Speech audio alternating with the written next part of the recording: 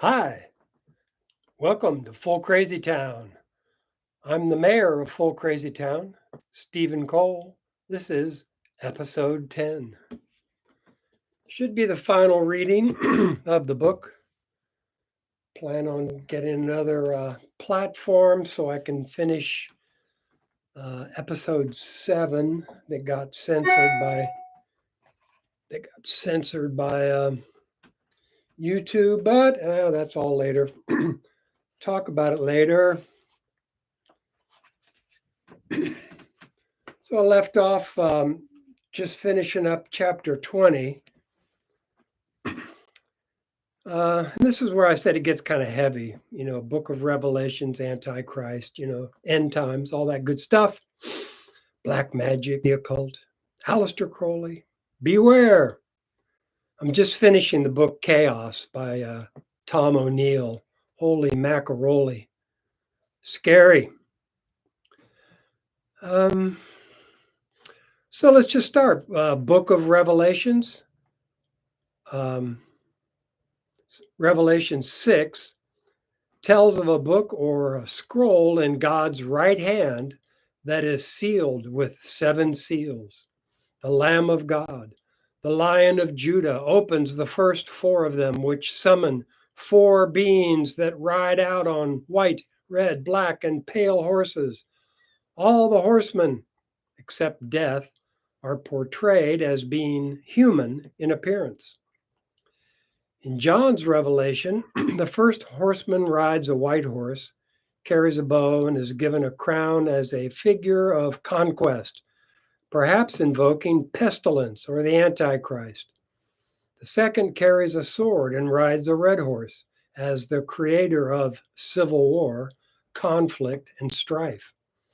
The third, a food merchant, rides a black horse, symbolizing famine, and carries the scales. The fourth is pale, and upon it rides death, accompanied by Hades. They were given authority over a quarter of the earth to kill with sword, famine, plague, and by means of the beasts of the earth. The Christian right sees the book of Revelations as a series of prophecies, most of them pointing to a time. Anytime I see it, anytime I see a mistake, I got to go back and edit it because I am going to find another publisher and get it right this time. The Christian right sees the book of Revelations as a series of prophecies, most of them pointing to a time in the future when trials and tribulations overtake humankind. Some see the end times as beginning in AD 70, when Roman legions laid siege to Jerusalem and destroyed its temple, Solomon's temple. Others see 538 AD, when Papal Rome came to power. Some see the Great Tribulation as a relatively short period of time when everyone will experience worldwide hardships, persecution, disasters, war, pain, and suffering. Oh boy. The Christian right has selected ancient Judea as the place where the Messiah will materialize, instigating the second coming and the final judgment, final solution. Christians believe that those who choose to follow God will be raptured up into heaven to avoid the tribulations. Those who don't choose to follow the Christian God will be cast into a lake of fire. I rediscovered the text from Myron Fagan's 1967 long playing record set titled The Illuminati and the Council for Foreign Relations. He was an American writer, producer, and director of film and theater. It reminded me of Robert Anton Wilson's 3-volume set about the Illuminati. When I read them in the late 70s, I did some research using card catalogs. Oh boy.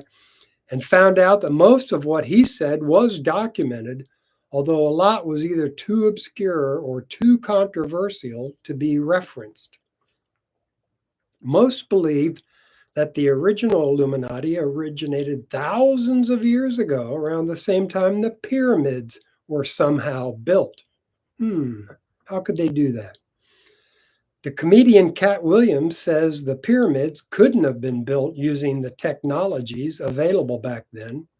He posits that the Egyptians were either taught by someone or someones, or others built the pyramids for them. Fagan drew on common knowledge concerning the Illuminati and their plan to enslave humanity. But he said it started about 250 years ago with Adam Weishaupt, an apostate Catholic priest financed by the House of Rothschild. The plan was to form a one world government controlled by bankers and religious institutions that would foment wars everywhere.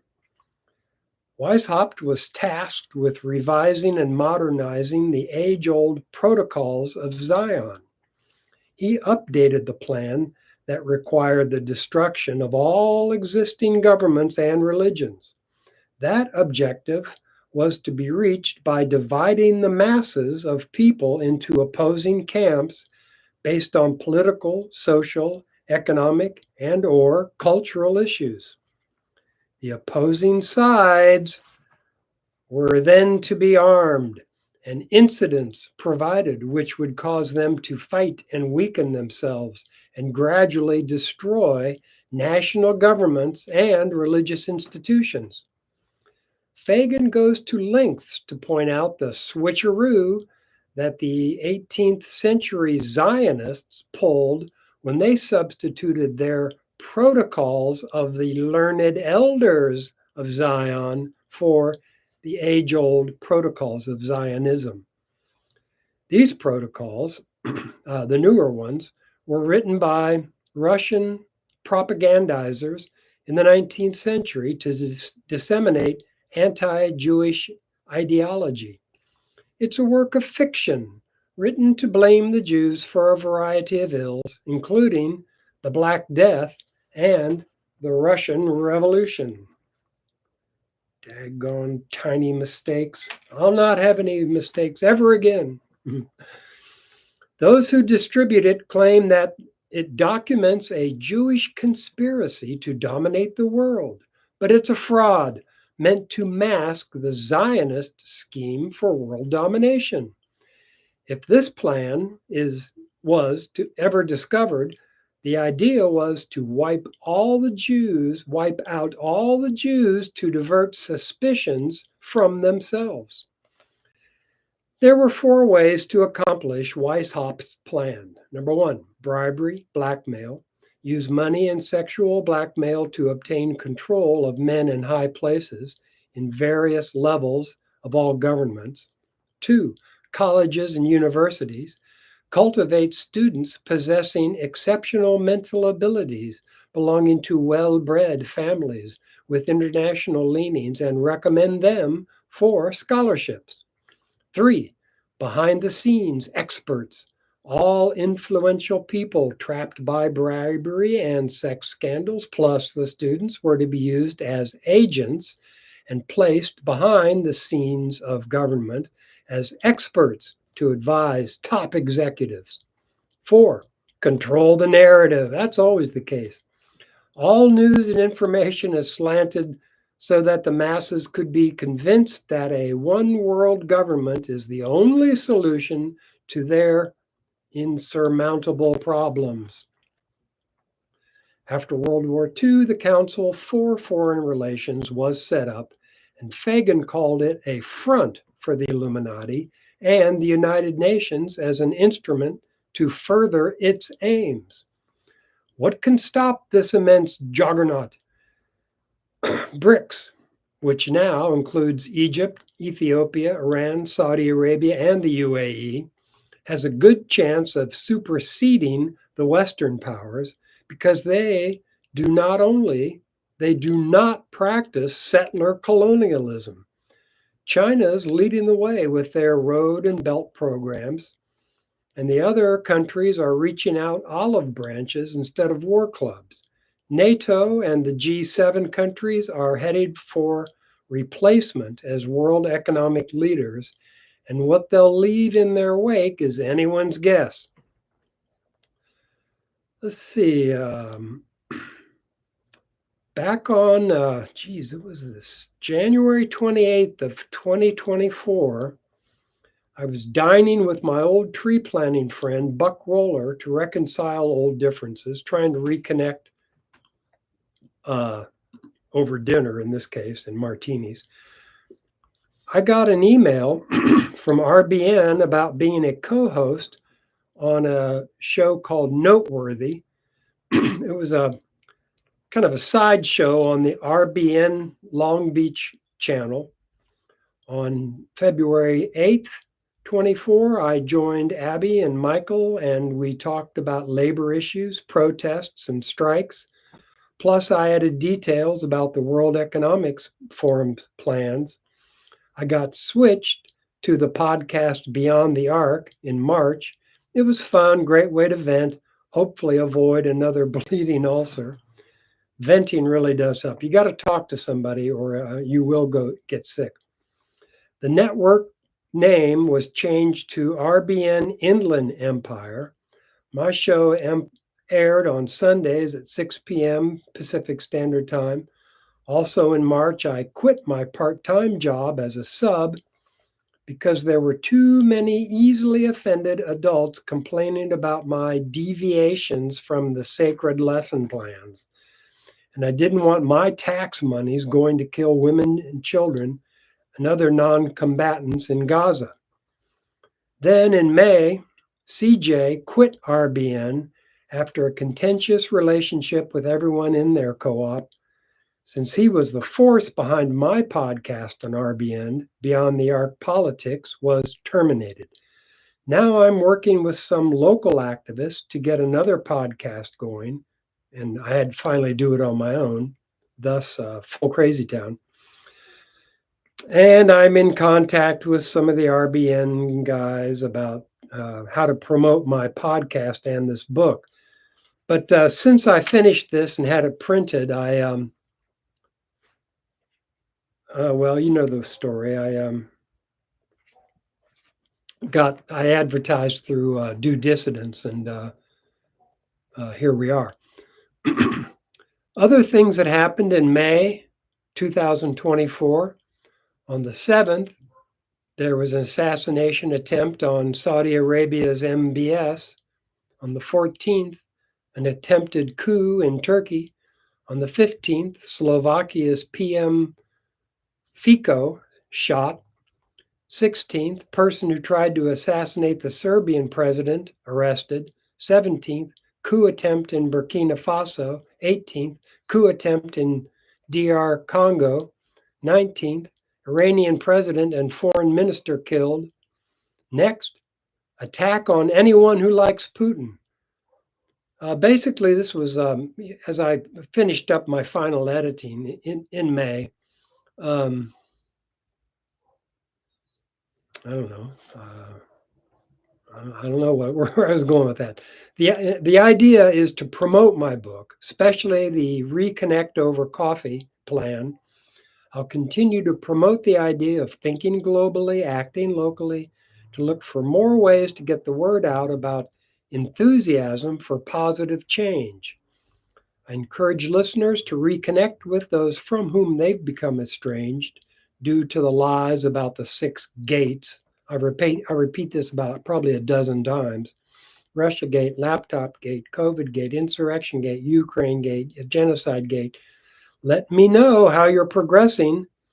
I do want people to let me know if you've become estranged from friends and or family and you want to reconnect and you don't want to argue or yell or have more hurt feelings, and you plan on being rational and just talking to people about what you have in common instead of the differences. I do want to hear about it. And so this is the last chapter. I'm still going to read a little bit of part 2, which was my other book project, and then finish up with a final afterward epilogue about the whole book. But my email is scole2323@gmail.com. I do want to hear from people.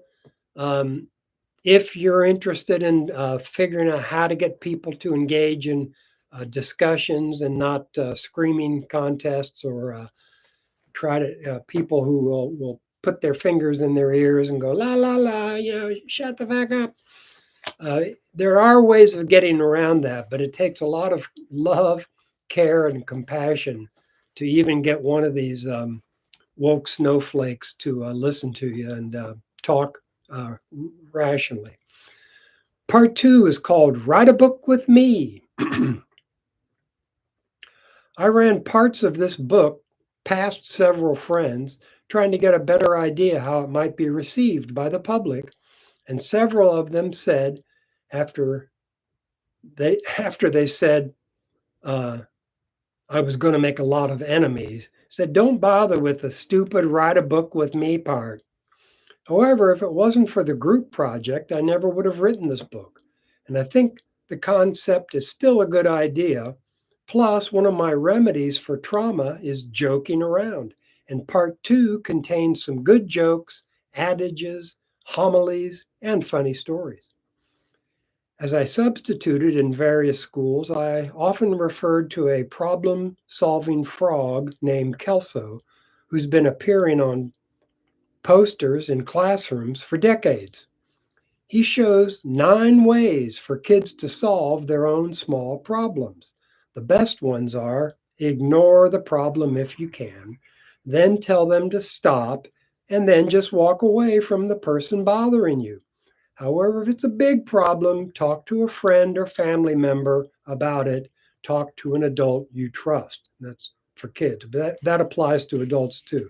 You got to talk about it if you're getting threatened, bullied, or stonewalled. You need outside help. You need to figure out what's going on.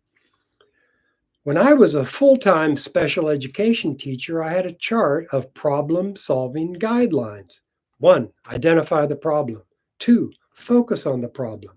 3, attack the problem, not the person. 4, listen with an open mind. 5, treat a person's feelings with respect. 6, take responsibility for your actions. Fouls that occur during sessions include cursing, yelling, pointing, not listening, interrupting, name calling, threats, put downs, finger pointing, space invader, touching or pushing, or saying things like, you always get your way, I never get my way, and then also bringing up ancient history. This book is my attempt to solve some of the problems bedeviling our country. My main concern, the reason I'm writing and ranting and trying to practice what I teach, goes back to the Who tune, Won't Get Fooled Again. I feel quite bad enough about some of my poor decisions that I've made throughout the decades without reliving them constantly or stumbling into any repeat F-ups. I'm determined to learn from my mistakes, learn from them so that I don't make the same mistakes again. My most recent big mistake, believing the Dems were acting in the interest of average Americans and against the GOP and big business. Boy, I got fooled for about, I don't even want to think about it. Only problem for me, I was not able to convince anyone of my convictions, so I haven't been a very successful activist. However, I don't really expect to succeed, but I just keep going, and that's what keeps me from burning out. Another reason for writing this book, it's therapeutic, a way for me to push back against the powers that be. When I was a tree planter, during raging wind, rain, and sometimes thunder and lightning storms, I'd hop up on a stump, shake my tiny fist at the sky, and yell, harder! Come on, is that all you got? Wimp, weenie, I defy you.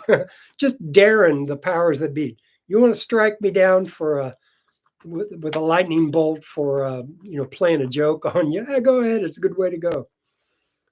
But it seems like anything that dares to veer from the dominant democratic narratives elicits a vampire repelling gesture or negative comment.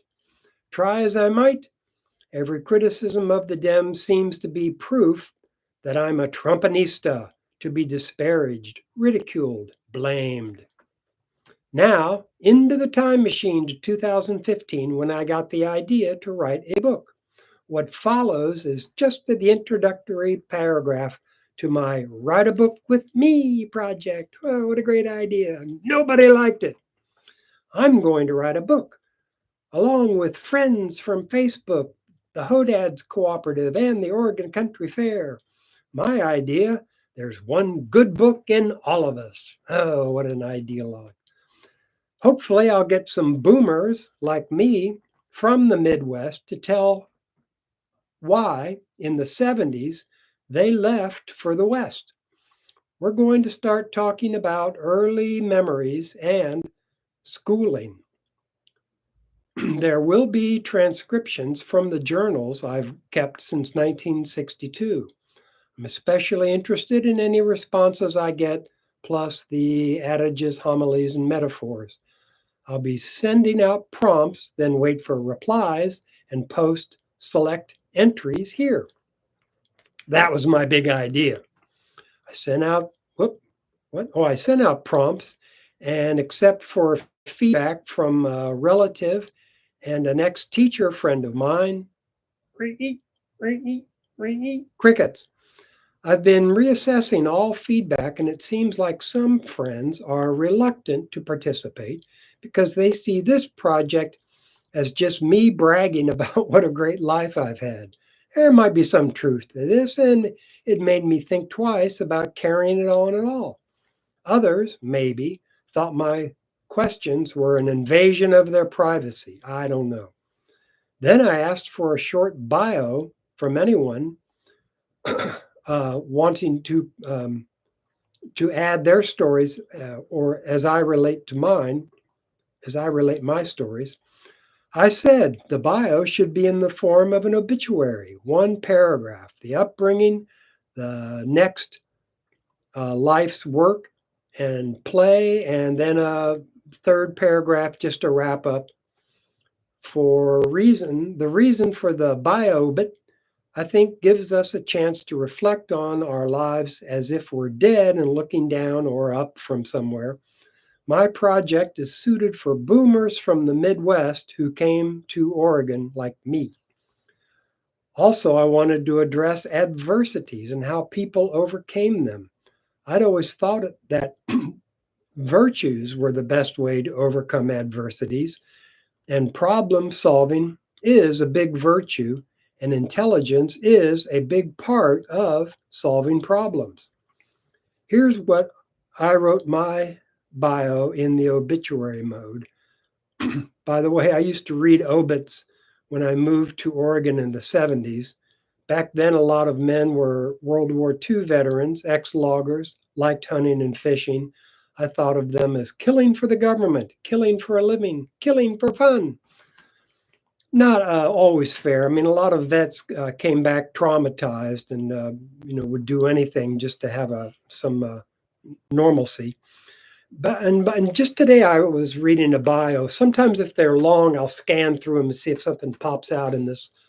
One woman was an early educator, and she said she stayed in the preschool areas because the little kids were always so lighthearted and living for the moment. And I always described them as full of joy and we're all in this together. But lighthearted and living for the moment describes it too. Stephen Theo Cole was born on 4/23/50 to Gurney Hill and Jean Theo Cole, second of three children in Middletown, Ohio. Stephen grew up with his upper middle class privileges, unaware of their significance. He aspired to be an athlete more than a brainiac due to his sister already holding that honor. Like everyone, he was looking out for number one, and he turned out to be a nice guy, albeit headstrong. He was popular, holding many positions in student councils, leadership clubs, and on swimming teams. After graduating from high school in '68, he attended the University of Kentucky in Lexington. There he joined Phi Kappa fraternity, majored in business administration. He didn't hold any political views until the Kent State Massacre, May the 4th be with you, 1970.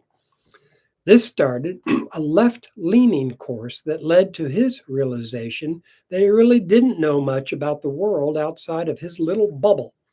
After graduating in '72, he started hitchhiking around Europe, staying in youth hostels, having fun. He scalped tickets at the Munich Olympics so he could see his favorite athlete, Mark Spitz.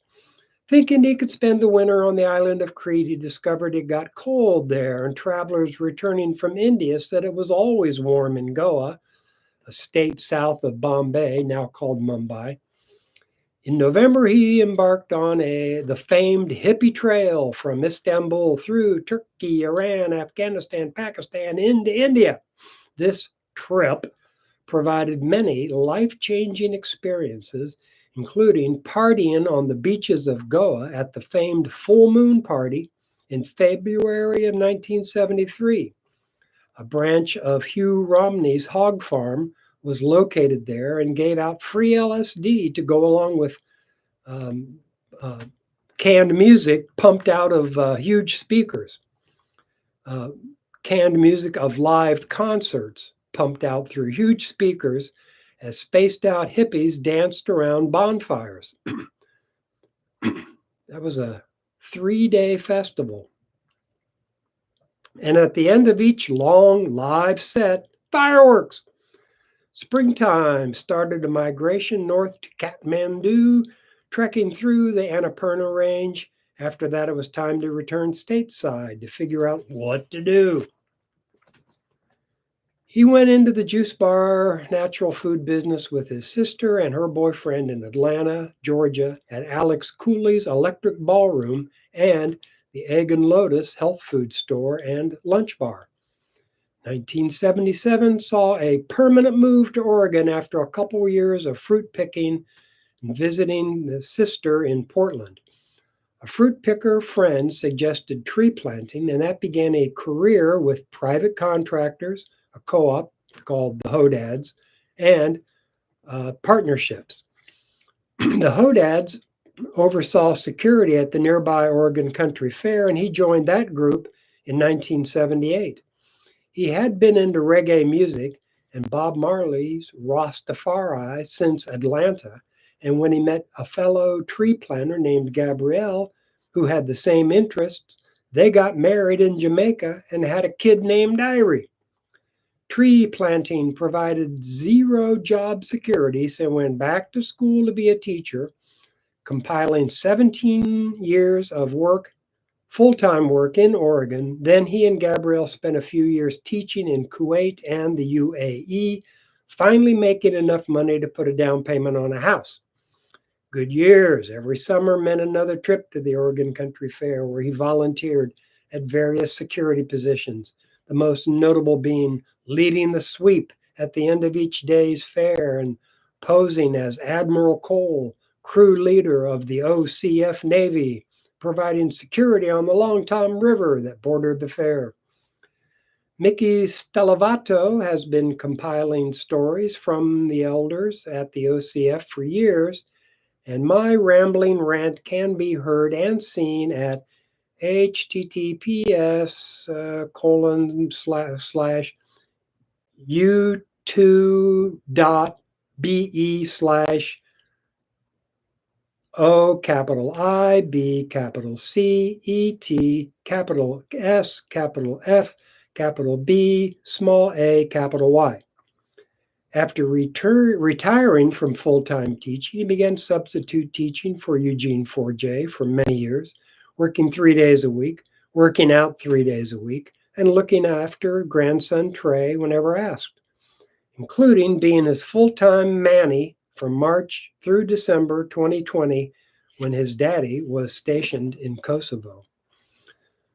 So here comes the best of the best, all the best adages, homilies, aphorisms, and metaphors. submitted so far. Some statements include the time that I came up with the thought as recorded in my journal. I could list several comedians, Richard Pryor, George Carlin, etc., because they're arbiters of truth. It's like what Homer Simpson says. It's funny and it's true. It's funny because it's true. Good-natured kidding is better than bad-natured kidding. There seems to be something about taking the piss out of someone that most people sort of like. It can't be done online. We need to be with each other, making jokes, kidding, eye contact, raised eyebrows, wink, wink, nod, nod, etc.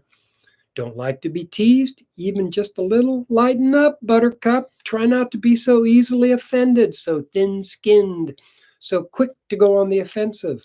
Poke fun at yourself and others. So, what's the worst thing about getting old? Depends. I'm sure there are worse things than incontinence, but let's keep it simple, Stephen, Kiss. Stephen Wright.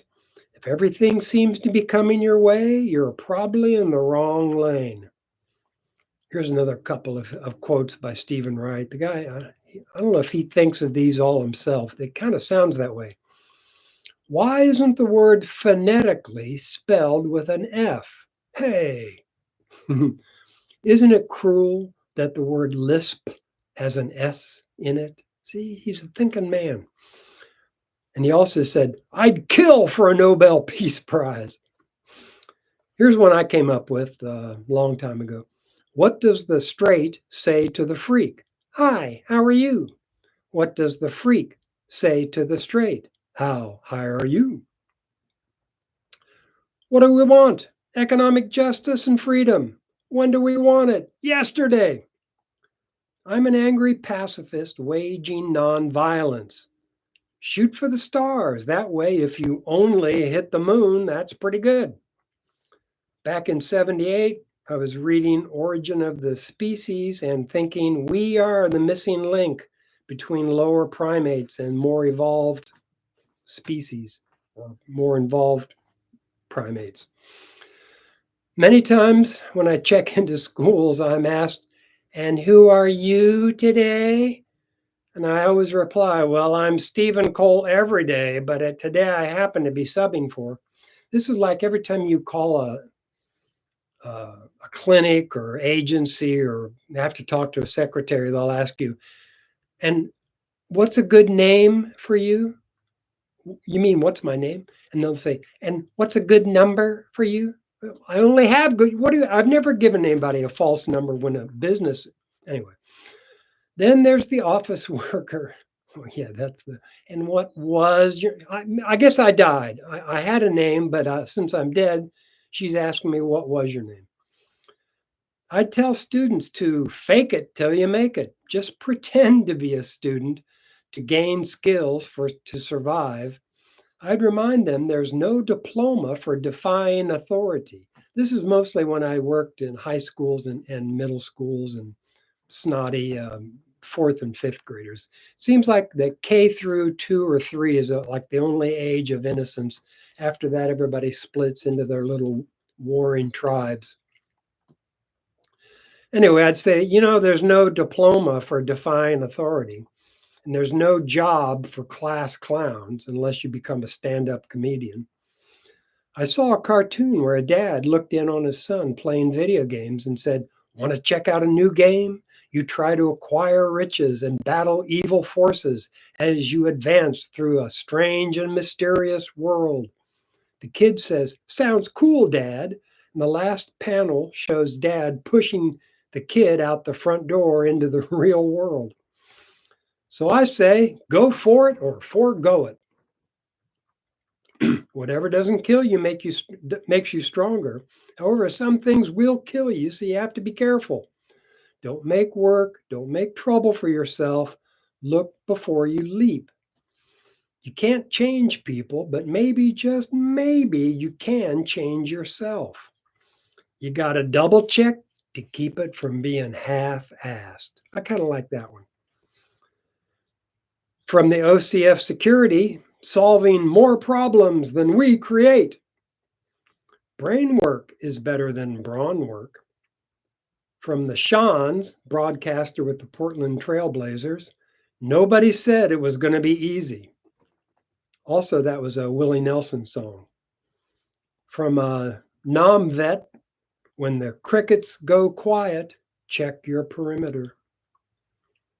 Not giving up plus time equals goal attainment. So don't give up. Don't surrender, Dorothy. Definition of complete amnesia. Where am I? Who am I? What am I? When I was a severely emotionally disturbed SED teacher most of my career, I used a daily performance log in my classes. This tracked arrival time, preparedness, behavior, attitude, and aptitude. I also used a problem solving and social skills building exercises, especially when practicing anger management. First step, stop and think. Don't do anything unless you have to. And take a deep breath in through your nose, out through your mouth. Don't let anyone make you do anything. You decide if you're going to do something. Don't let people pull your string. Don't cave in to peer pressure. Quickly pick a couple ways to respond. Pick the one you think will work the best. Try it. Also, refusal skills. When someone or someone's want you to do something and you're looking for a way out, just pick the one kid in the group that you think will follow and say, dude, I know you really don't want to do something like these guys want to do. What say you meet me down at the park in 15 minutes, we'll shoot hoops. Then turn, walk away, ignoring the jeers. Education gives you the power to control your life. Otherwise, others will make decisions about your life that you may not want to agree with. What's this about the pursuit of happiness? Isn't that rather shallow or self indulgent? What about accomplishments, fulfillment, and pure joy? He who laughs last thinks slowest. From my junior high science teacher, as long as you're taking one half of something, there's always something left to take half of again, forever, forever, forever. If you talk it, you got to walk it. I saw a cartoon of a woman commenting to a neighbor as her dog sniffed a tree. He's checking his messages. Similar to my definition of WWW when it comes to dogs checking P spots, also known as the World Wide Whiz. Every day is an opportunity to learn. If you wake up in the middle of the night, can't get back to sleep, think, why? What do I need to change in my life that'll help me calm myself, calm the mind? Instead of ruining past mistakes or stewing with regrets, make a plan. If you make a mistake and you learn from it, it's not a mistake, it's just another one of life's lessons. Another sleep aid, counting breaths. Try to get to 25 or 30. Usually, if there's a pressing problem, it'll interrupt my breath count, and that means I need to deal with the issue before I start breathing or counting breaths again. The main goal is to quiet the active mind, be it an Om chant, background noise, or a subconscious trick. Here's another funny story. I'd seen flying buttresses in a history class, and I thought it was a funny phrase. So in gym class, I thought up a funny trick to play on classmates, the flying butt. Many times, PE class included time to hang out, shoot hoops, and stand around, etc. I'd pick out a victim, standing alone, not paying attention to much, and run up behind him, launch myself toward the middle of his back.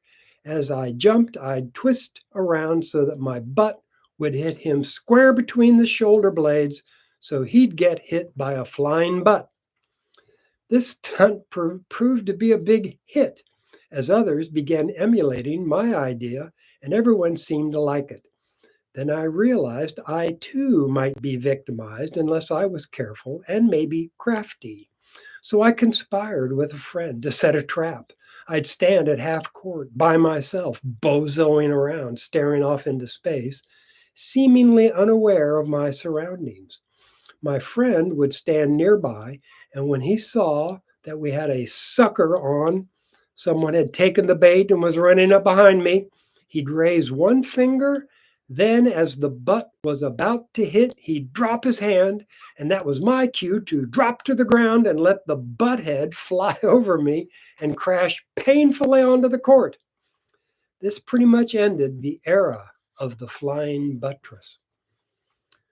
Another funny story was when I planted trees, most of the work was done on national forest land because private companies like Weyerhaeuser wouldn't hire hippie tree planters. This meant navigating endless paved and unimproved roads, and many days we or the Forest Service inspectors would get lost or seriously disoriented. One morning, whilst working in the Rigdon district outside of Oak Ridge, we were driving around for another hour. This after driving an hour to the ranger station and another hour to what was supposed to be the unit. However, this AM we were following the inspector to a dead end after dead end, prompting me to wonder if we'd ever get there. I recalled a story from Sometimes a Great Notion where the guy who was always so enthusiastic, who wore a transistor radio hanging from his neck, was always talking about the signs. These were little indicators about how events would unfold that day. Everything from stubbing your toe on the way to the bathroom to finding $1 on the ground. He was always saying things like, the signs point to a good day today, or some such. On this frustrating morning, like many in the past, I said that it looked like the signs were against us. I said that if our inspector led us into one more dead end, we should just bag it for the day. That is, quit and go home. Sure enough, the inspector stops, gets out of his rig, and walks over to us with his map, scratching his head. He starts talking to our crummy driver. He was a good driver. Work vehicles were called crummies. And behind the driver sat Perfect Pete. He was called Perfect Pete because, according to him, all of his trees were perfectly planted. He was listening out the window to the inspector half-heartedly suggest that we try another route. Then he stuck his head out the window and yelled, "The signs! The signs!" The two guys stopped talking and gave puzzled looks at Pete. And rather than going into another book review about the signs and talking about Sometimes a Great Notion, I just started chanting, bag it, let's just bag it. And pretty soon, sure enough, everyone agreed it was time to cut our losses and just bag it. Another funny story. When I'm working in the yard and garden, the neighboring chickens often cluck at me and make that noise that sounds like they're being choked to death while saying, "Wah." I usually echo their calls and make a mockery of their stupid noises. However, one day last summer, I was moving in the sprinkler. One of them was eyeballing me through the fence. So before it could start making its stupid noises, I flicked some water on it. It didn't really dart off or make any noises. Instead, it walked over to the nearest chicken, clucked something at it, and the two of them returned to where I was standing. The second chicken walked up to the same spot where the first one had looked at me and put its eye on me. So, of course, I sprayed it with water too. The first chicken clucked a kind of a laugh cluck, and the second chicken walked over to where the rest of the chickens were, so forth and so on. They just seemed to be wanting to pass the joke down to the next in line. And not also, I don't know. I was thinking about funny stories. I was thinking about well, maybe tell one sad story. What's the saddest story I know that doesn't involve like death of a loved one? And when my daughter was about 2, and she was always asking why every other sentence. One time I was reading her the nursery rhyme, "Ding dong bell, pussy's in the well. Who put her in? Little Johnny Nim." She asked how anyone could be so cruel as to throw a kitten down a well. I had to think of an answer that she could grasp, and I came up with the 17 years as a teacher for students with special needs. Um, there was a hippie accomplishment in 92. The OCF Navy nabbed some local kids who were terrorizing fair growers at night by throwing rocks and eggs across the Long Tom. We gained many accolades and springboarded our fame into a daily changing of the guard ceremony, replete with skirling bagpipes, precision handling of paddles, and a song from HMS Pinafore. We sail the ocean blue and our saucy ships of beauty. We're sober and we're true, ha ha, and attentive to our duty. When the balls whistle free over the bright blue sea, we stand to our paddles all day. When at anchor we ride on the Pike Street tide, we've plenty of time for foreplay. Ahoy, ahoy, ahoy! And then you repeat, we sail the ocean blue. Another dubious achievement, my title of our resident rocker at the Dubai Hard Rock Cafe's karaoke night. A genuine achievement, whenever I sub, I put a series of messages under the doc cam to help frame the day. Basic rules: be safe, be respectful, be responsible. The game plan. My job, follow the lesson plan. Your job, follow directions. The Kelso the Frog's best ways to solve the small and big problems. Kelso, I already talked about. Tell an adult you trust. Everyone has big problems. I'm going to have to note this. I didn't realize I repeated it.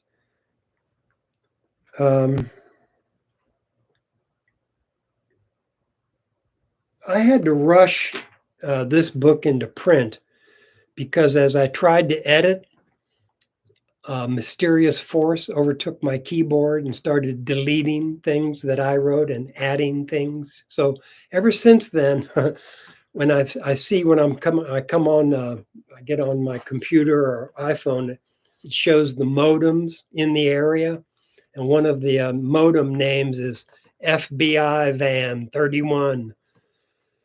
And I've had more problems with connectivity. With now I've got Ingram Spark. Won't tell me how many books I've sold and won't reimburse me for any book. I don't even know how many books I've sold. That's why I'm looking for a new publisher. And I would advise anybody, if they're thinking about buying a book, to wait until I have a new publisher, probably a month or so. Anyway, here's a story about when I was subbing a third grade class. And I always started giving, the Kelso the Frog. If you have a small problems, kid, is, life's not always a bowl of cherries. And so the kid on the way to recess tells me, I don't want to go to my dad's place today after school because he says he's going to kill me and he always follows through on his threats. So I filled out a form, and at the end of the day, I saw one cop with the kid and his grandfather, and a second cop talking to the kid's dad. Who knows, if the kid was just, mad at his dad or something, or who knows. But it's like what they say about women, believe them. Some woman says she was abused, sexually abused, investigate. Don't just say, oh, I get over it. What's your greatest fail? Did it crush you, or did you treat it like a lesson, learn and move on? Fear of failure is a huge force. Take care, be brave. For me, it'd be a toss-up between my one and done, my greatest fail, a toss-up between my one and done years teaching school at the Ophir School between Gold Beach and Port Orford, and at the Ockley Green Middle School in Portland. One and done for a million reasons. In April of 2021, I started posting on Facebook about kicking this project off. My first 6 years of journaling were just notes on a calendar, mostly about sports scores and movies. In January 1970 or 62, found me attending Lincoln Elementary School, a popular sixth grader, living large but still wanting to be larger. I was developing a sense of humor via Mad Magazine. My second post, I moved on to Roosevelt Junior High and into adolescence. Some privileged kids squandered their good fortune, whilst others have-nots learned from the school of hard knocks and went on to prosper. My third post was when JFK got blasted. At the time, it seemed that an age of innocence had ended. Much later, we'd learned that he was no angel, but compared to Nixon, Reagan, Bush regimes and the neolibs and the neocons of today, he was at least benign.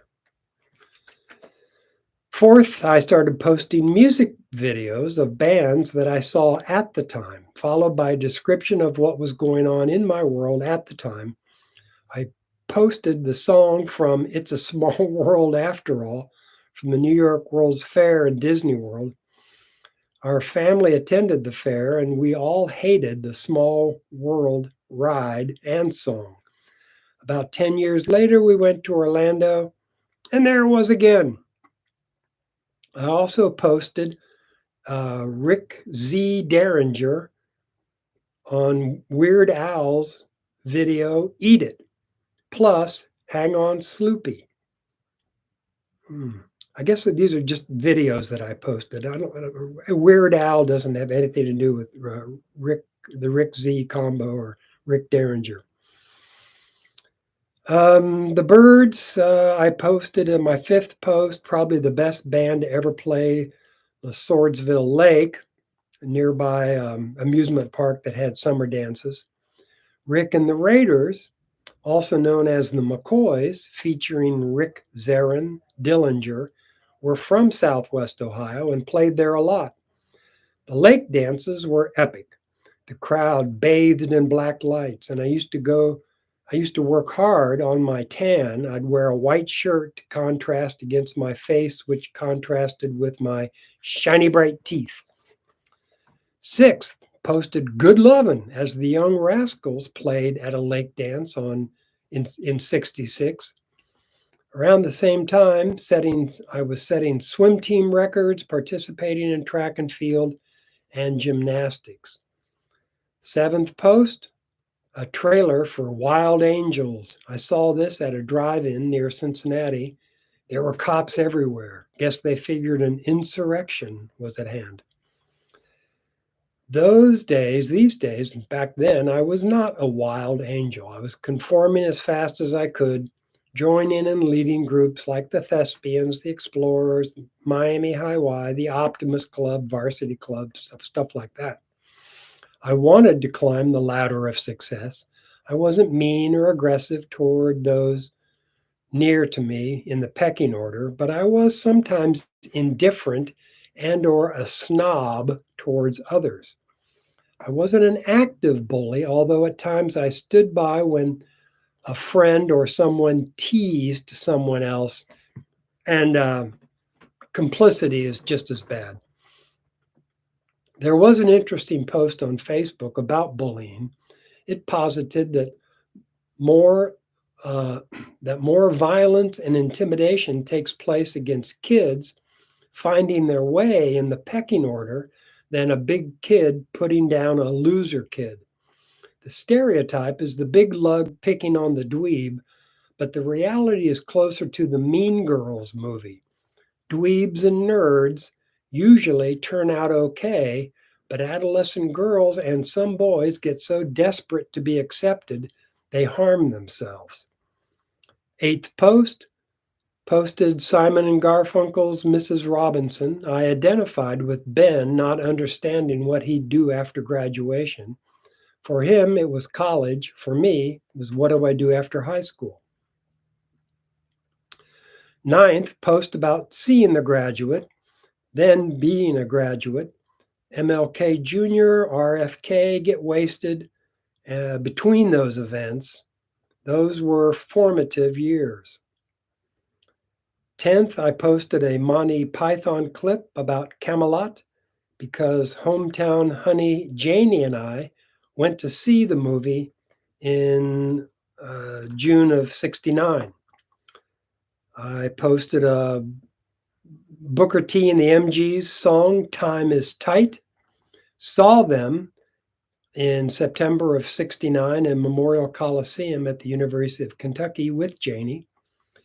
12th post, saw The Fifth Dimension in November of '69. 1 month later, the draft lottery, my birthday, April 23rd, came up at number 252.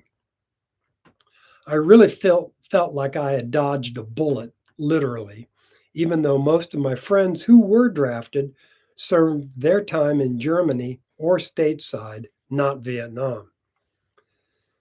13th, I was working at the Miami University Middletown bookstore in January 1970.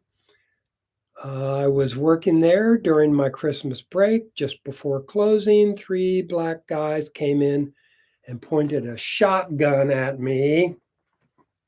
Never liked that stuff.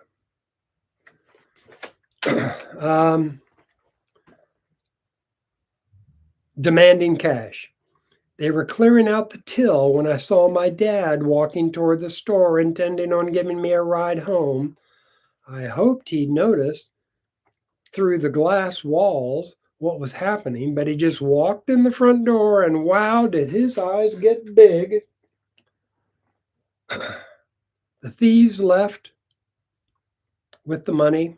I called the cops and gave them a description of the vehicle. They got nabbed about 3 minutes later. Dad said, I landed in Normandy and I never had a gun pointed at my face. This happened on a cold day in January when the temperature never got above 10 degrees.